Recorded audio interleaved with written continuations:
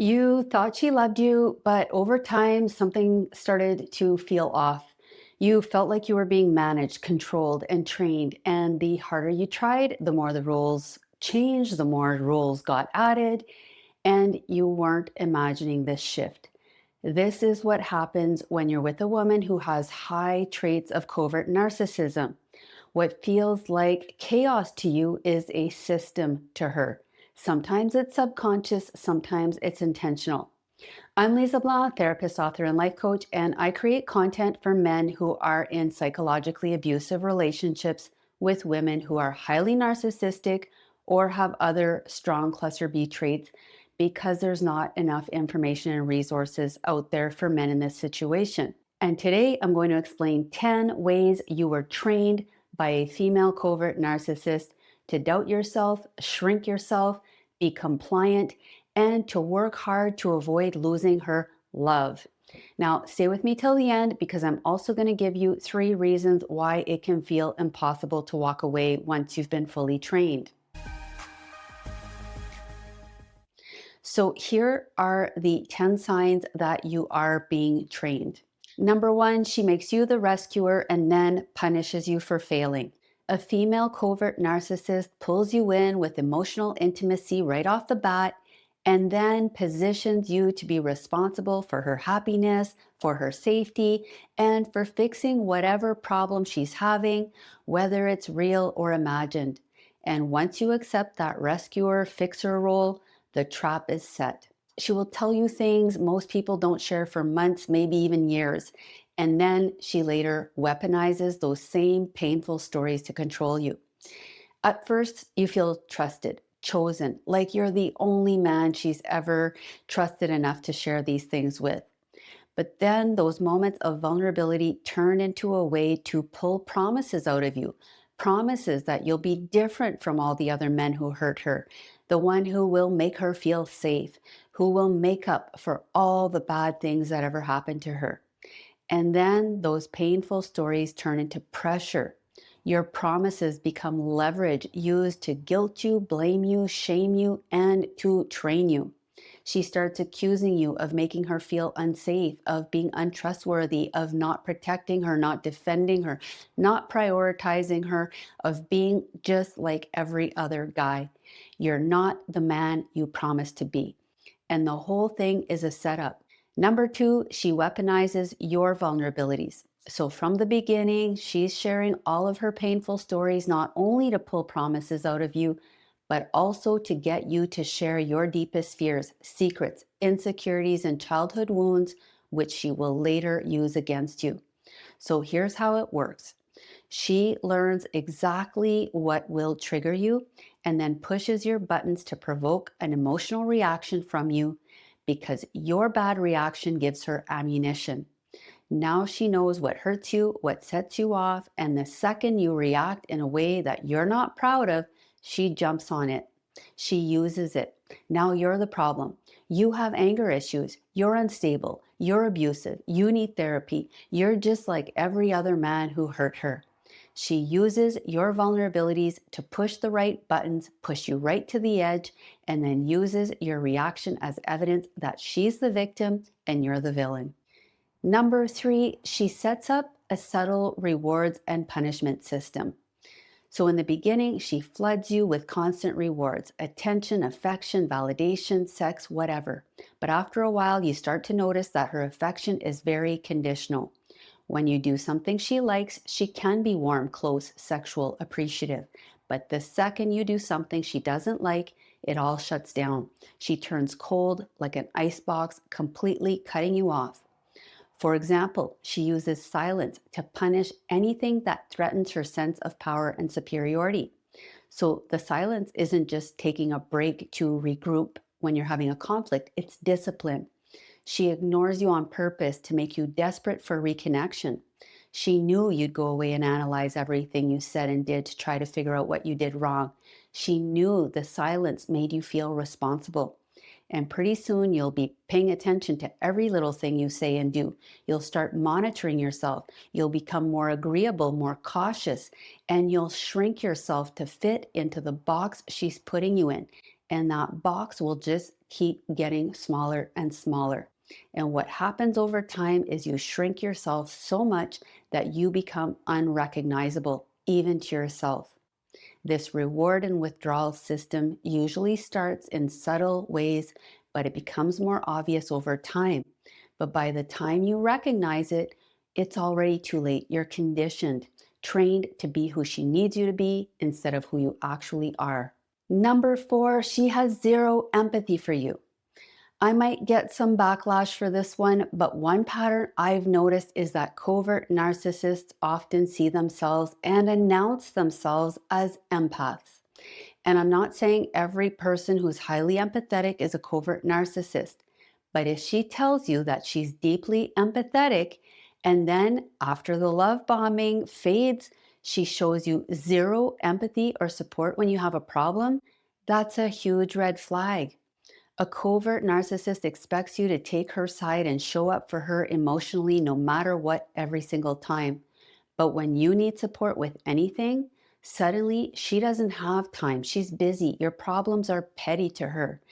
She takes the other person's side, blames you, she pulls away from you. And if the issue involves her, watch out because she will flip the script and shame you.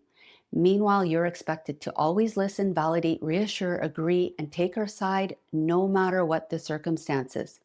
So even though she claims to be sensitive and empathetic, if in reality she has zero capacity to give you emotional support and understanding, then there is a good chance that she is a covert narcissist.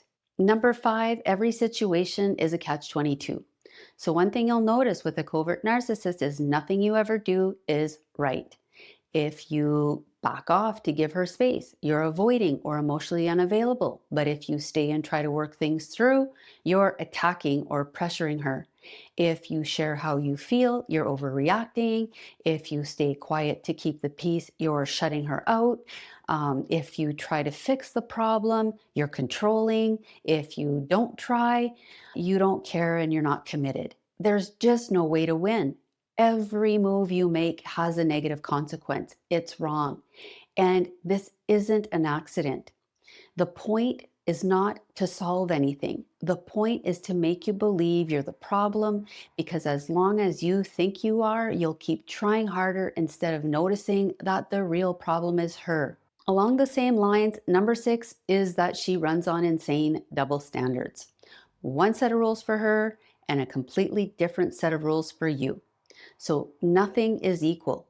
She wants total freedom, total flexibility, total forgiveness, but you're held to impossible standards that change by the day. So let's say, for example, you try to de-escalate an argument by saying, hey, why don't we talk about this later when we're both calmer? And she accuses you of being immature, avoidant, walking away like a little boy. But then the very next day, she storms out in the middle of an argument. And if you point that out to her, that she did the exact same thing and worse, she loses it. It's not the same thing, it's different. She always has a justification for herself that doesn't apply to you. Number 7 is she rewrites reality. Another thing that happens with a covert narcissist is that the truth stops feeling solid. Something happens, you know exactly how it went down, but the moment you bring it up, she changes the story. And she doesn't rewrite the whole thing. She keeps just enough details right to make her version sound believable, plausible. So she'll repeat a sentence that you actually said. She'll reference the right moment. She'll bring up the correct sequence of events, but then she adds a twist, removes details, or reinterprets tones or intentions. Now you start thinking, well, maybe I did say that. Maybe I did hear that wrong. Maybe I did overreact. And that's how the doubt sets in. You start replaying everything in your mind. You start wondering if maybe you really are the one who misunderstood, misinterpreted, or made the problem worse. And slowly, without even noticing it, you stop trusting your own perception. And a man who doubts his own memory and his own mind and his own instincts is a man who can easily be controlled. Number 8, she compares you constantly to other men and to other relationships. These comparisons are not meant to motivate you, they are meant to lower you, to keep you insecure, to keep you performing, because she needs you to feel almost good enough. Because men who feel almost good enough will keep trying forever. So she compares you, evaluates you, maybe even grades you like you're a child in school. And the comparisons are designed to hit you where it hurts most. And each one is a reminder that real men, men who aren't like you, would meet her impossible expectations, would be capable of handling a real woman and a real relationship. And no matter how much effort you put in, it will never be enough. You might get tiny temporary approvals, especially if you start pulling away or giving up, but it's just enough to keep you hoping that you have a chance of getting it right. And that's the trap. She keeps you on thin ice, constantly striving, constantly performing, because a confident man can walk away. But a man chasing approval will stay on that hamster wheel, running faster and harder, trying to reach a finish line that doesn't exist. Number nine, she isolated you and started controlling where you went, who you talked to, and how you spend your time. Not necessarily because of jealousy, but because of control. It makes her feel secure. So she questions everything: who you talked to, how long you were gone, where you were, why you said something, why you said it a certain way. And you learn to pay attention only to her, to always prioritize her no matter the circumstances, to distance yourself from everyone to avoid upsetting her. Number 10, she manufactured emotional crises to reset the power dynamic. So, right when things start to feel stable, she creates a problem, a crisis, a misunderstanding, a sudden disappointment, a complaint about something you never even knew was an issue. And these crises are not accidents, they are resets. Every crisis teaches you that she can pull away and she can pull the rug from under you at any time, and that it's your job to fix it, calm her, apologize, or prove yourself again. This is how she keeps the upper hand. And as promised, here are three reasons it can feel impossible to walk away once you're trained. First, your self esteem is in the toilet. She's got you believing that you are a low value man. Second, you're addicted to her approval because after she drags you down and makes you feel like a lowlife, she gives you a few crumbs of approval and attention that feel like a 7-course meal because you've been starving for so long. And third, you're hanging on to the hope that if you can just get it right, you'll finally get that fantasy future she promised. But it's not coming. The game is rigged. And here's the truth: once she convinces you that your worth depends on her approval, the game is already over. But when you step back, the pattern becomes clearer that this wasn't love, this was conditioning. And when you can see this clearly, you can finally start breaking free. If you need help recovering from this type of relationship, please reach out to a therapist in your area who specializes in narcissistic abuse, and consider my toxic relationship recovery program that I linked below.